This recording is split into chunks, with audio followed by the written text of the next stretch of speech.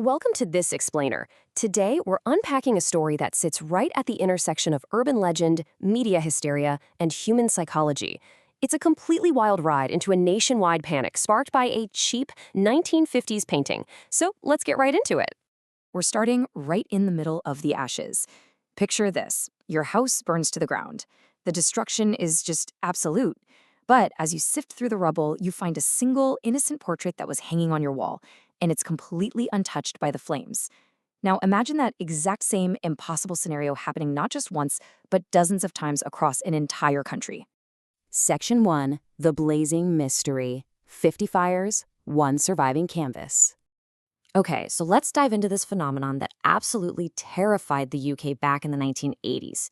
It really kicked off with a very specific, devastating blaze. In 1985, Ron and Mary Hall experienced a horrific house fire in Rotherham. They lost their entire first floor to a grease fire started by a chip pan. Total devastation. Yet, somehow, during the blaze, their print of the crying boy fell face down onto the floor and survived almost completely uncharred. For the Halls, it wasn't the overheating pan that ruined their home. No, they became absolutely convinced the painting itself was to blame. And get this, they weren't alone. A fire station officer named Alan Wilkinson actually logged 50 separate house fires between 1973 and 1985, where these specific paintings miraculously survived the flames. Wilkinson himself was a skeptic. He actually politely declined a copy of the painting as a retirement gift, but even he couldn't deny the eerie coincidence. His wife, on the other hand, had a much more supernatural theory. She famously said, "I always say it's the tears that put the fire out." Section 2. Origins of the Crying Boy. Meet Diablo. To really understand the panic that followed, we have to investigate our prime suspect, the painting itself, and its deeply unsettling origin story. First, let's look at the scale here. This wasn't some rare, priceless masterpiece locked away in a museum. It was an incredibly common piece of home decor. We're talking sold at everyday retail stores like Woolworths, with over 50,000 copies purchased in the UK alone. It was cheap, sentimental, and literally everywhere in post-war Britain. But the story behind that cheap canvas? Much, much darker. The image was painted by an elusive Italian artist who used a bunch of pseudonyms, most famously Giovanni Bergolin, though his real name was Bruno Amadio. This subject, though, is where the real chills begin. The boy was supposedly a mute, orphaned street urchin named Don Bonillo, whose parents had tragically perished in a devastating fire. So this terrifying ward basically attached itself to the kid.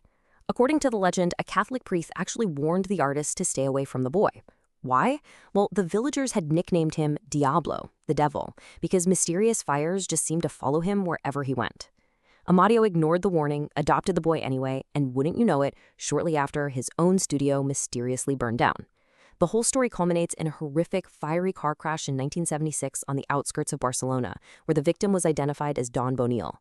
For the believers out there, that fiery end was all the proof they needed to validate the curse. Section 3. Media Fuel and Mass Hysteria. Fanning the flames. You know, an urban legend is really just a whisper until someone hands it a megaphone. So let's see how this built into absolute mass hysteria, driven largely by the British tabloid media. Things spiraled out of control so incredibly fast. Early September brought those first major reports of the fires. Then the tabloid newspaper, The Sun, stepped in and essentially poured gasoline on the whole thing.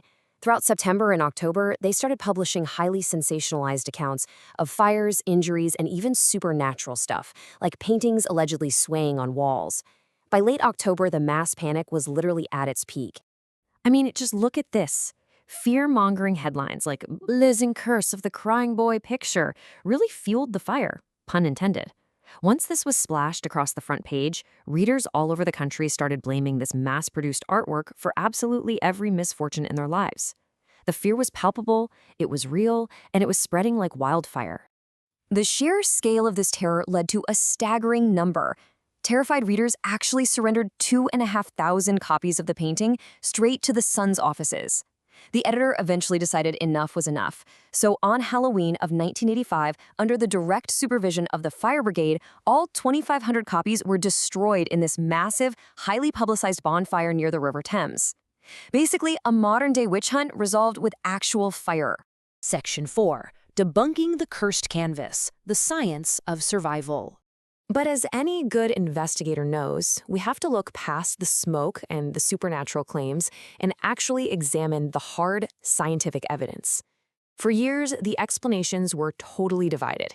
You had psychics claiming to sense deep impoverishment and dark energy, and pagan exorcists seriously suggesting performing an exorcism on a piece of cardboard.